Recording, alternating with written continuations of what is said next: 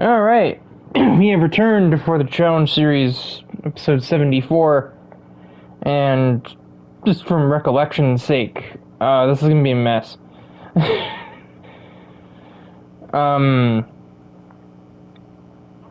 little opening shot here is my bathroom door still on. I'll have to end the recording before the furnace kicks on. Some may look a little bit different here, and we'll touch on that when we get there, but I'm racing the clock because server maintenance starts in roughly an hour, and these recordings take roughly an hour, so I'm not gonna be looking at too many. Well, I said I'm not gonna looking at too many replays. I'm not gonna have a choice, but.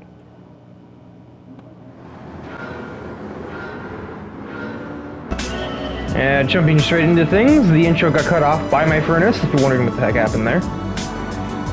And we are on board with Jack Davies.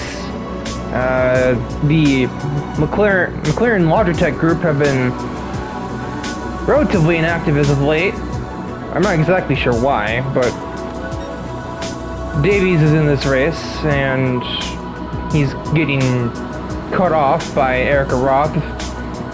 His driver, Sophia, is also right behind him, so he's not alone. So now drag that RC up with no issue.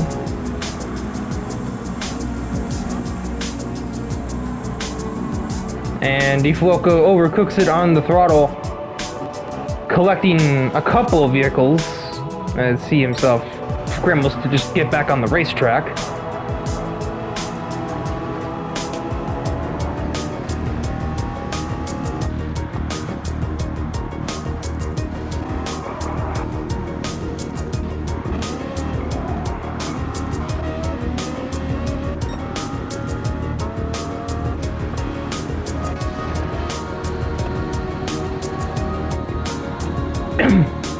I don't quite envy Riho's car choice here. This Corvette-powered Miata is going to be an interesting thing to handle on the Nordschleife. Something tells me. We see Eric, who tried to get ahead of the crossbow, but failed.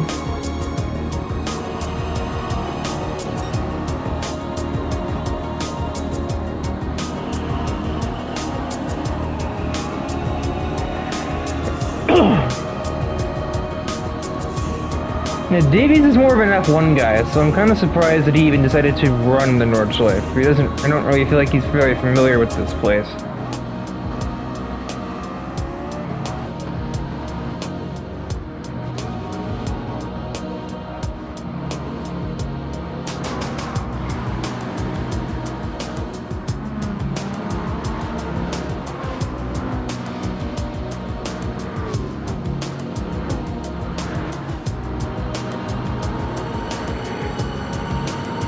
Looks like, yeah, he's obstructed by Dante Wright. He's gonna try a pass in the worst possible place, pretty much. One of them, anyway.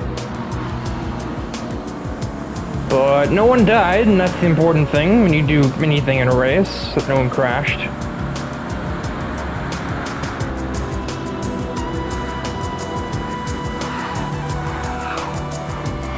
Oh, hang on to a Thrasher. I certainly didn't. I got fucking McBodied by Nico Mizoto as we head over the hill. Whenever it wants to load.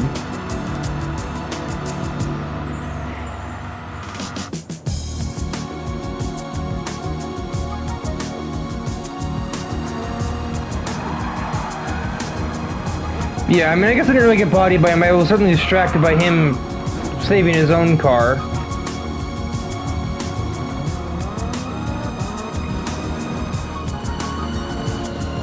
Not my finest piece of driving. And I was just about able to keep running, so...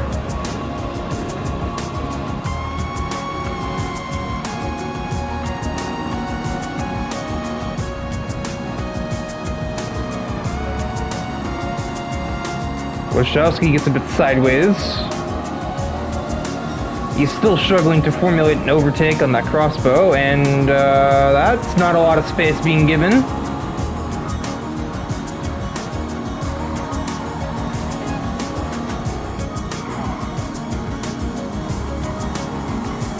That was sketchy, but Davies has made it work, and he's up into 4th place. And top 3 are all, like, right under a blanket here. Futaba, Akemi, and Kaiser running bumper to bumper up here. That's not how you take that turn.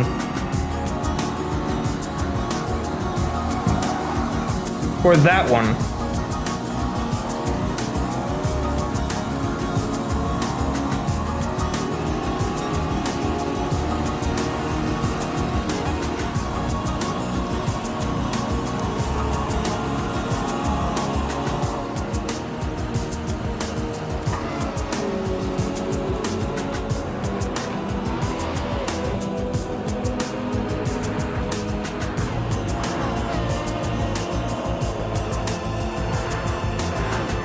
Head up the hill. Jack Davies overtook Stephanie while the camera wasn't really looking, I don't think.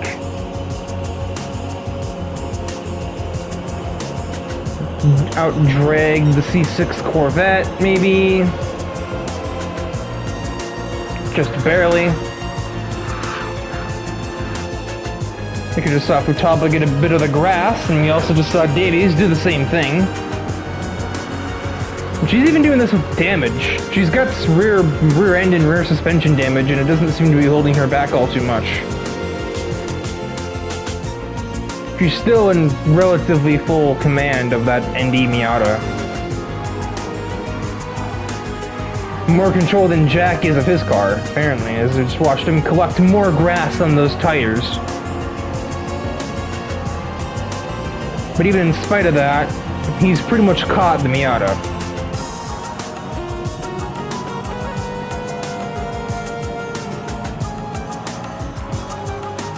I can't imagine the carousel is fun to take with all that suspension damage either. We saw her sort of fishtailing on the way out.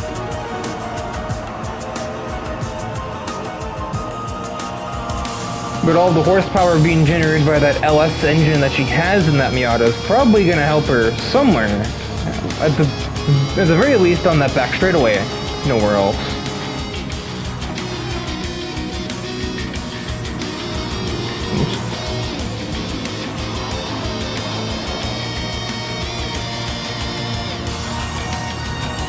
We head through all of the blind corners of the northeast section of the Nordschleife up to a YouTube corner.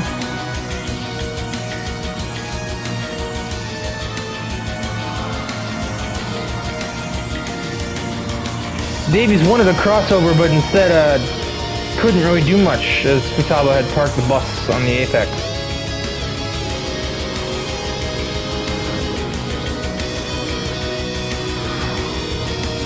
And down the hill, and he takes the lead, and he immediately has a very bad... Oh my good lord! Jesus. Well, I know he survives, because that would have been in the commentary modes if he didn't, but... Holy fuck. So he hops that curb, and that unsettles the whole car.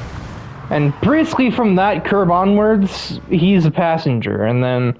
I believe that was marked at a 105-mile-an-hour impact, face first, into this safer barrier. And that is a very dead-in-the-water 650S. That thing is not going anywhere. Yep, there are the hazards that signal the end of his race.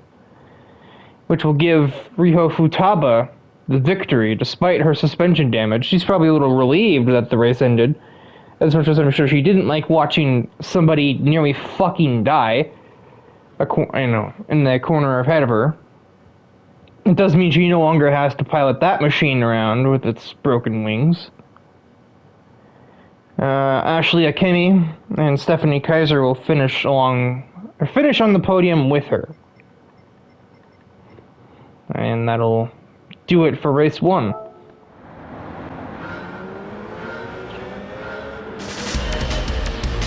Race 2 begins, and we head to a high-speed ring. 5 laps here, honestly, won't really be all that long in a 680 class car.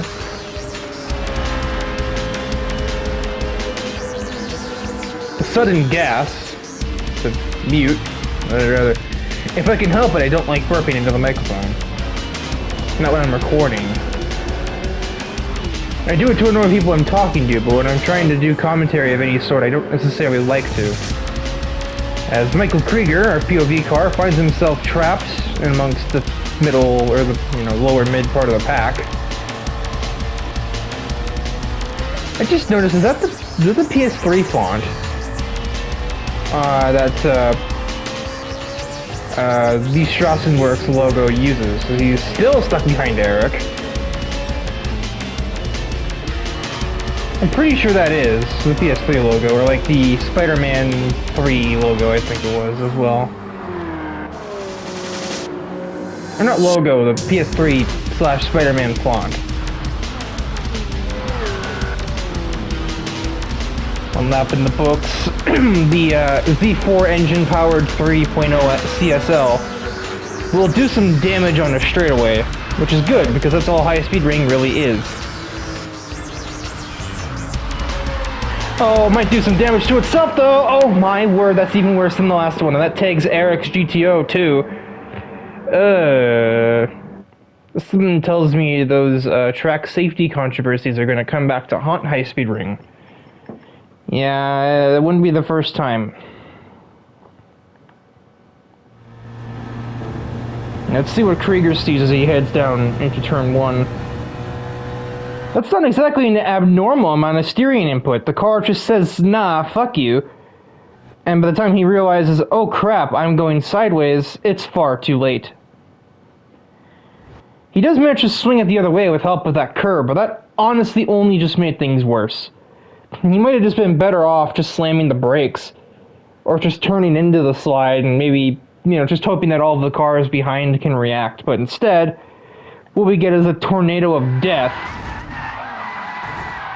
With a 100 and, I believe, roughly 140 mile-an-hour collision.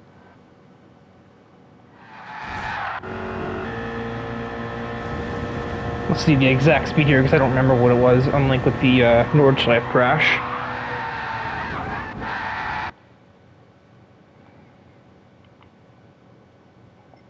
About 133, and down to 40, or 50, and he collects Eric's GTO, got a piece of Miyako's Z8, and also gets a piece of Suwako's Impreza, but for obvious reasons, a Subaru Impreza and a BMW Z8 are going to be a bit... Actually, the Z8 isn't even damaged from that. So, refers to that. Something tells me the Subaru Impreza is going to be easier to fix than the Ferrari GTO. And that actually totaled both cars. The CSL is going nowhere, and neither is the GTO. Yikes, that's a very expensive fuck-up from Krieger right there.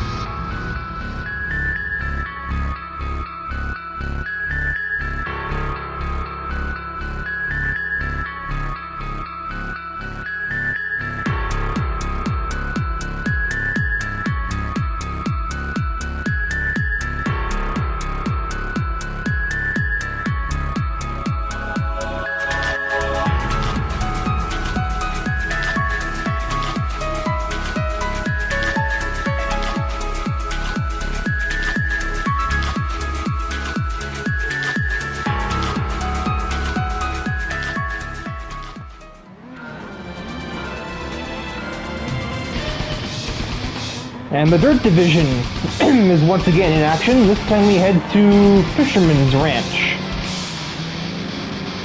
More standard Dirt Division fare, it's an open category. And this time we are riding along with the 640 group car of Noelle Vermillion, a driver that many, including perhaps myself even, kind of forgets even here. She doesn't show up that often.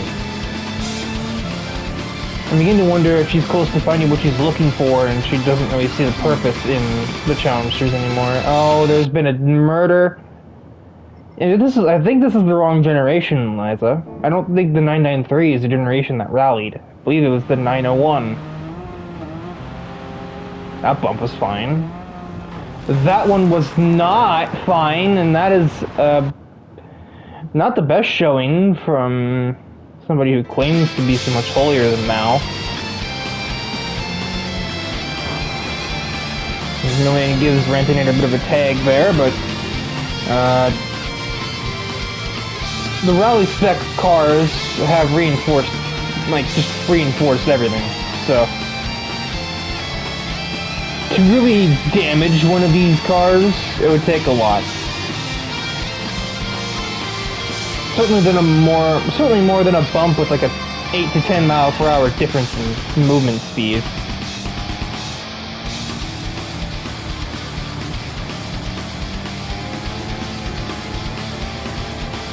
Another jump.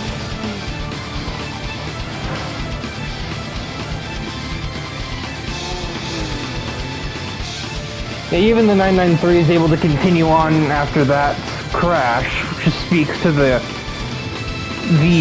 durability of the rally spec vehicles. I think we just saw Noelle either... I don't actually know what we just saw. I don't think Shaughnessy ran into her. So I think she just ran herself off the track, or out of the racing line.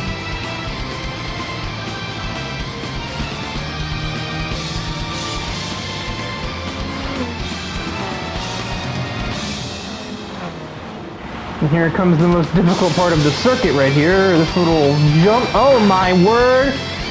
Ugh, 360, yes! A bit of contact with Shaughnessy, but that's a 360 right there.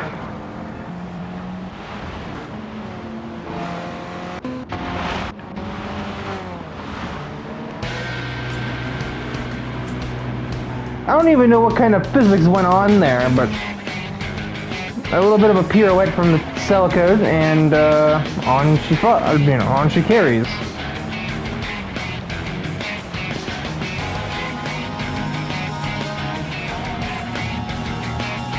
Somehow I don't know if her and Shaughnessy are the biggest fans of each other right about now. It's hard to be sure. Like, there's a certain forgiveness for a dirt race, like, kind of expected to make a tiny bit of contact here. But they've made contact a handful of times now. It's hard to really say where you draw the line. I think that's a person-by-person basis. I think she knew that one was coming.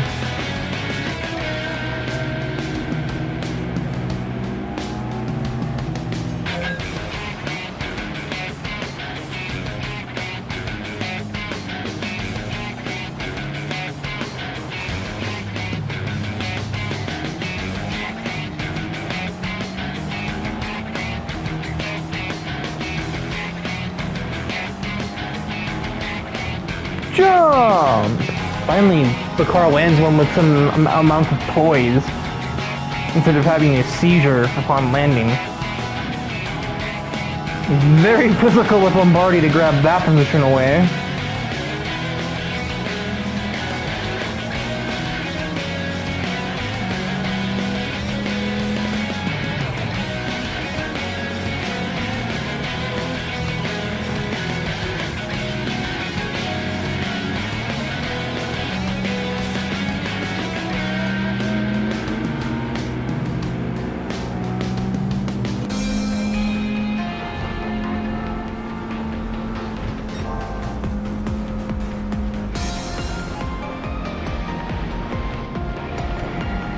Well, that killed her flow a bit there, as Amalfi just, I think, went a bit wide in that turn and had to really slow down to, well, make the corner.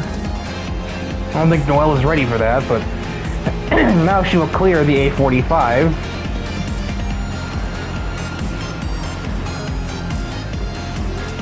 Meanwhile, Logan Cool is in a rear-wheel drive Firebird, and he's running up here with Melissa Weiss.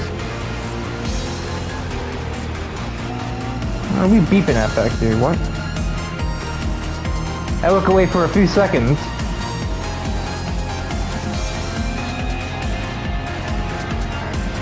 Oh.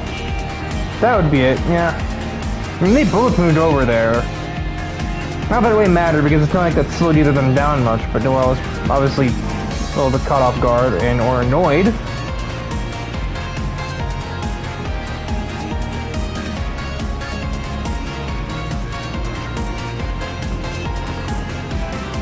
This here is the coolest wide shot in all of Gran Turismo 7. The run down these hairpins.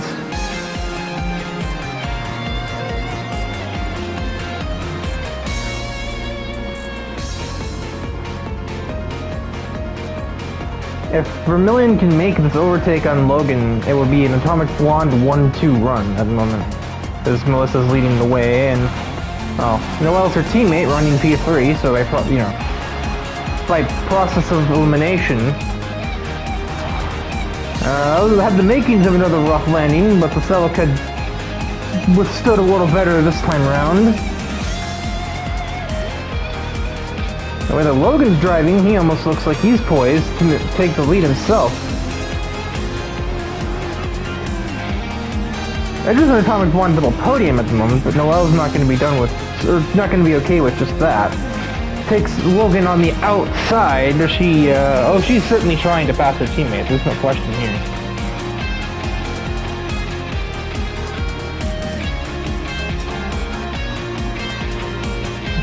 Melissa slowed down for that jump, but Noelle did not. It wasn't her best landing again, but her aggression has given her the lead.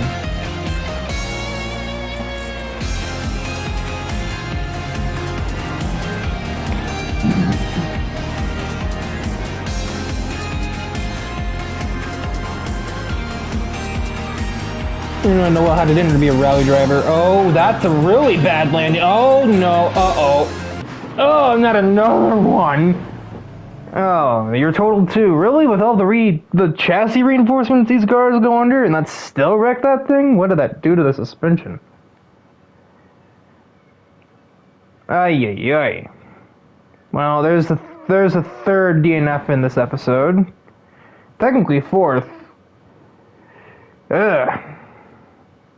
I'm starting to feel concerned for whoever's the POV driver after them. So, I guess if there's a silver lining, Atomic Blonde might have just lost an entire driver, but at least they won the race. I don't really know if you can call that a like fair consolation at all. Logan Cool P2, Simon Nash third. It's getting kind of ugly, I'm not gonna lie.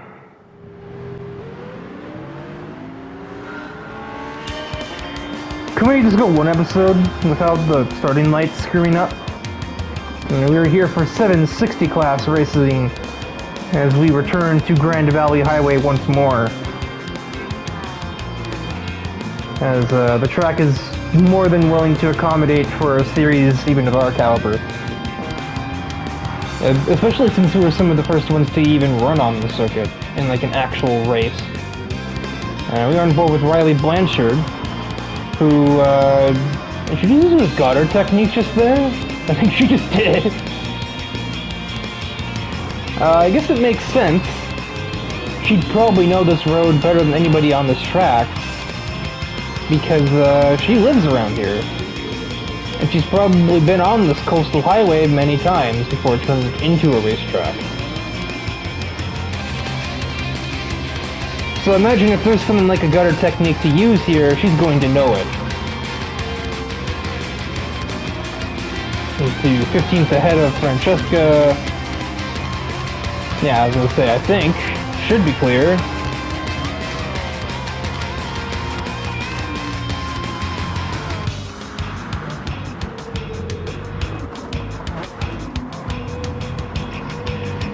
The inside of Hager. The slower section can be a bit nightmarish on faster cars, as Brian Nice just about found out the hard way as he gets sort of forced off by Schwartz. It's embarrassed Jake, who also is from California, so I figured he would have known these roads well enough to know that how fast he could take it, but he'll take the little corner, but I guess not. What the hell? Okay, I call it clear, just try to go straight through Harris. Unfortunately for him, that's not quite how physics work.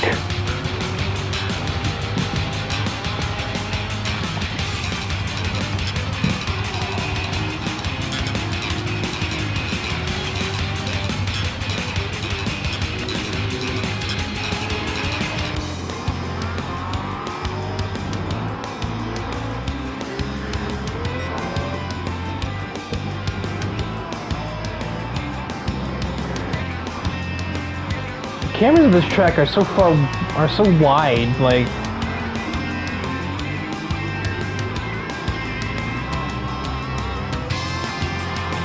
there seem to be more wide shots of this track than most others.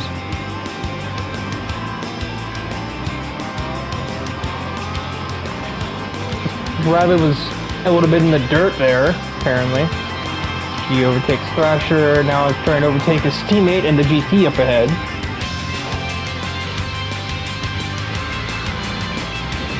And she goes down the inside at the braking zone, gets kind of clobbered by him, but doesn't care too much, and up into the top 5 for the C7R. No, this is the ZR1. C7R is if we were doing a race car, like Group 3. I'm a dunce. She slaloms between Eric and Dominic onto the podium spots. There's a huge run on Noir, and we'll get ahead of her with ease. And now only needs to outdrag Iwasaki into turn 1, which, well, she'll just outbrake him instead. That also works. As there are things lying around everywhere, I wonder if we can figure out why that is. Well, I found out why. As Milo attempts to overtake James Stillo, they both lose control under braking, and that would have been what knocked them out of position. However, they didn't sync back up when I went back in the replay, so they already looked as though they were knocked over when I went back in time. Noir's kind of forcing herself into the situation too. She gets to the inside of the ER34. Will she be able to out-accelerate it? Or just inside line it, and she will. So Noir follows Riley Blanchard through to take second place away from Iwasaki, and he doesn't seem to have an answer for that.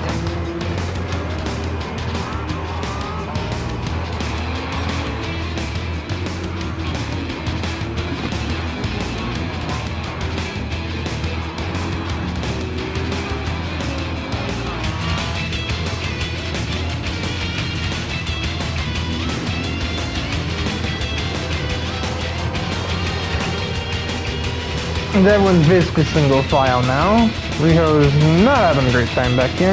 Then we have these three that got damaged throughout the race. Actually, I think it's more than 3. I think there was those 5 that have taken damage during this race.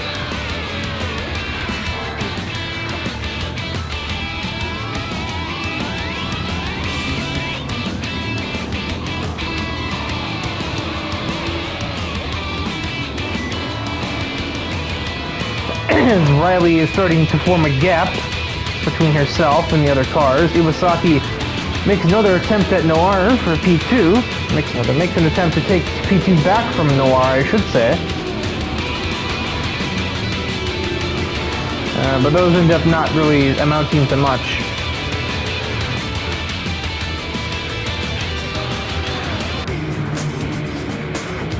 And we got a battle for 4th going on. Eric and Dominic going at it. And Dominic just swept on the outside. Can he hang on the exit? Yes! He's just gotten Eric that way. It's not an easy pass to make on anybody, much less him. Maybe he's a little bit off his game considering what happened at High Speed Ring earlier, but oh my god, Riley is gone.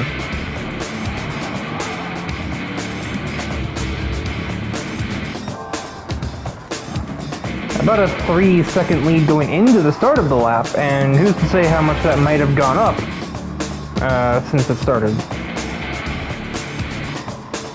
Suffice to say, as she kicks up a little bit of sand there, Riley's more than comfortable here at Grand Valley Highway.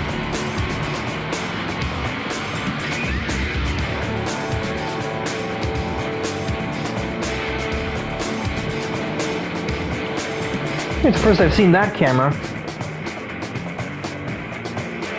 And give it not too long and we'll be back here at Grand Valley once more. As I mentioned, they were accommodating of the Challenge Series. It was actually helping us organize our second endurance race, which will be next week for our 75th episode of the Challenge Series. And it will be the Grand Valley 60 kilometers, or 12 laps for about 37 miles. But in the meantime, for this race, Riley Blanchard's gonna screech through the final turn and head down the front straightaway to take a convincing win here at Grand Valley Highway. Noir is going to just hang on to P2 over the R34 of Iwasaki. Dominic was close to taking that himself, but didn't, obviously. No shit, Riker.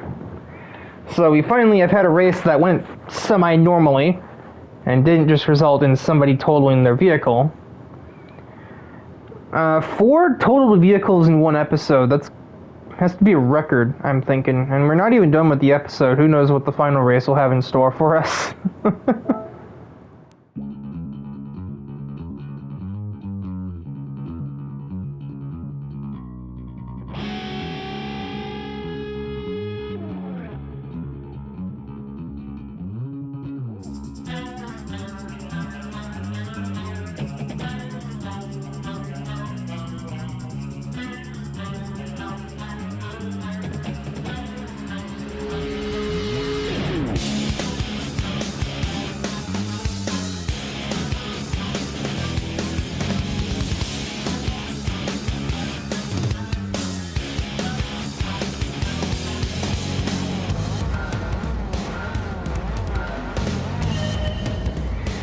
And the roulette race is green from Tokyo Expressway, and I mentioned something looked off in that opening thumbnail because we have a redesigned car for the first time in a while. Following her momentous victory in the 680 Cup, Violetta Vegas has elected to give her vehicle a bit of an overhaul, visually speaking. It's no longer just violet. There's still some purple there, but the main color in play is a nice chrome blue. From what I understand, I asked her about why she decided to randomly redesign the car. Blue is the color of freedom, she said. And I was like, oh, okay.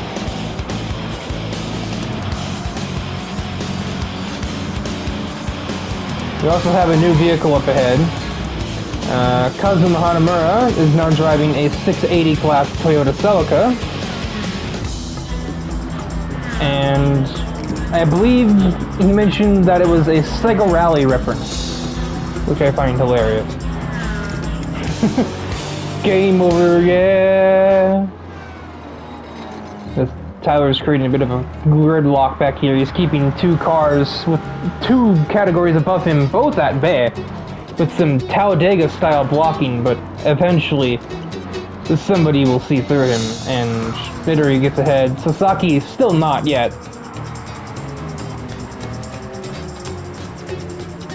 Lombardi's still stuck back here with the 600 class cars with a significant amount of damage. Vegas could see that. She'd probably be laughing, I think. Yeah, I don't think anybody's really I think just about everybody is aware of why Vegas would color her car blue for the color of freedom. As a multitude of cars pit in for damage, that honestly doesn't surprise me. Tokyo Expressway seems to do that a lot. And this is going to be probably one of the battles that people have been wanting to see for a while. Which is the two most rapid, yeah. I was trying to say rapid, but rapid honestly works for these things. Brandt's S13 versus my S14. The two most insane cars in the whole series. And he and I are finally going to figure out which one's better. Yeah, also that license plate, very, very telling.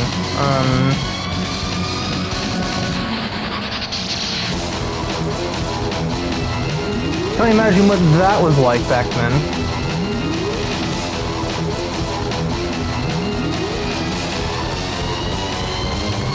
Creeps to the outside of Nevermind. Creeps crosses over on Jake Downey and will take the lead of the category away with that maneuver. Despite Jake's best aggressive blocking efforts, could not keep that Maserati contained.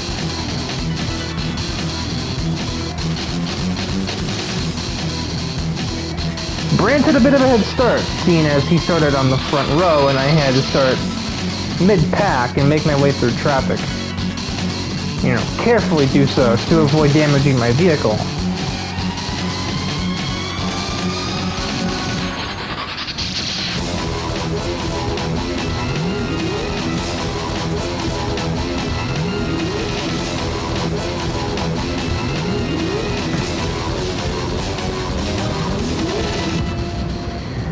Bring that ass here, Brandt.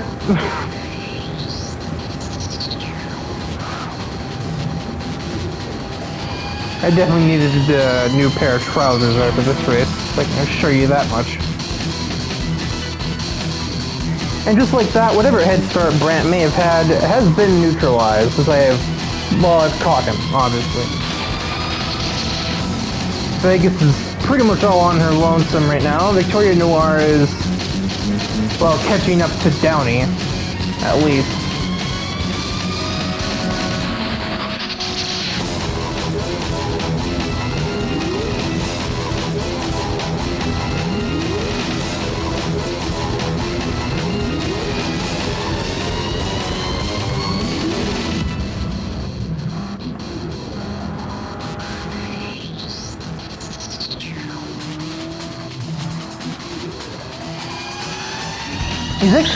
He actually kind of kicked my ass in some of these turns.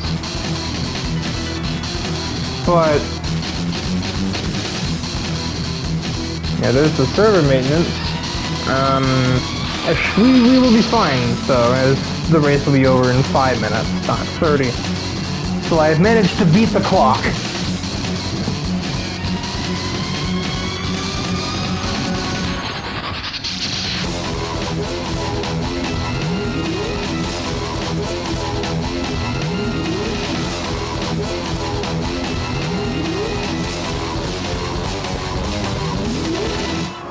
I have you now.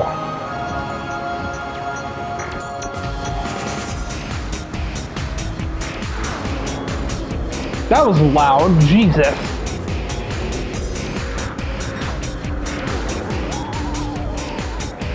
The replay cameras are just losing their shit because they don't know what to do with the cars going this fast. Wheelie, oh god. Yeah, I might have just clobbered him there.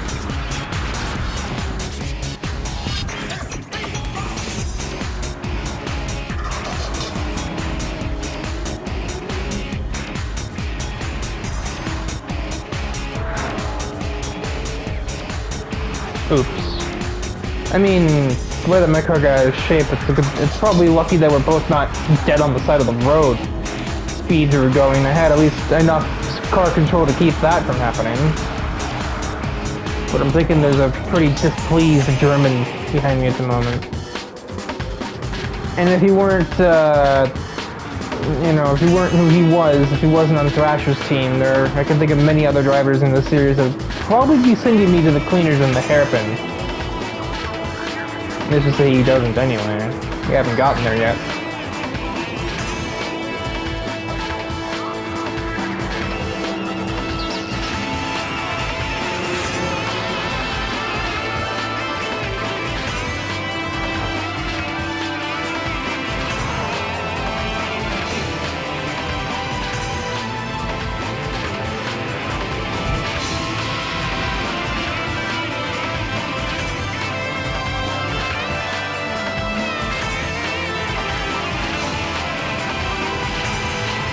Well, but again, it was around this time when I realized, oh wait, my left rear feels funny. And it was on the trailer, and I was like, oh wow, I'm really having to hold the wheel awkward here. So in all reality, it kind of evened out because I actually think I gave myself like a bit of a delayed bit of damage when I clobbered Brandt. So kind of squared up.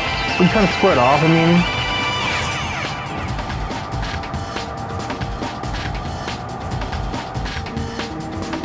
We both emerged well clear of Vegas and P3, who's now actually been passed by Noir, and something that I found interesting. Noir told me about after the race was that Vegas actually signaled to get out of her way. Not that she could have kept her behind even if she'd wanted to, but I think just the kind of the thought that counts sort of thing. Plus, she hijacked a little bit of slipstream off Noir as we are looking at what could be the final lap of the race. And looking at the replay timestamp, I'm thinking it is.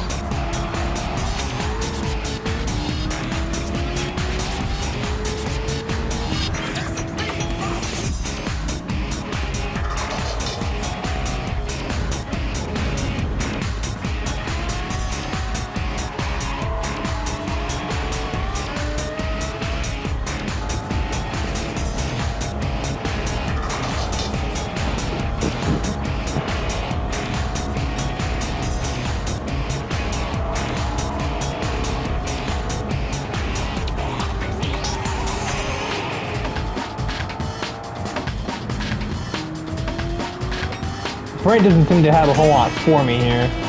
Even if he's a little better in the corners, it's not better. It's not a whole lot of a difference. And then every time we get out of a corner, I have better acceleration and a better top speed than him.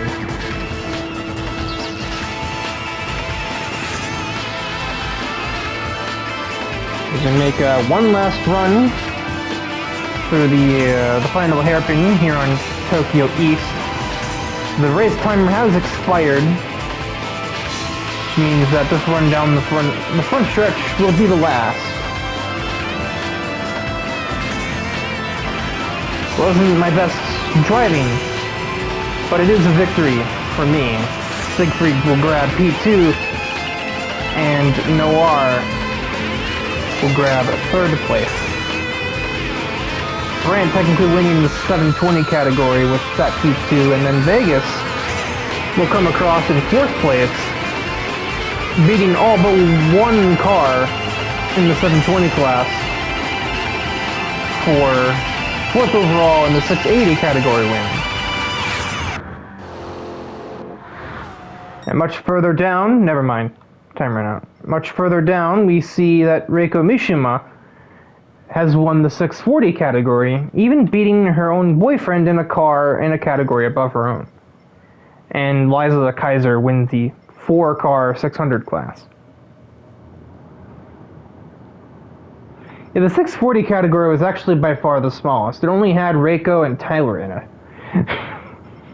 Kind of funny, but then we had 1, 2, 3, 4, 5, 6, 7 cars in the 680 category.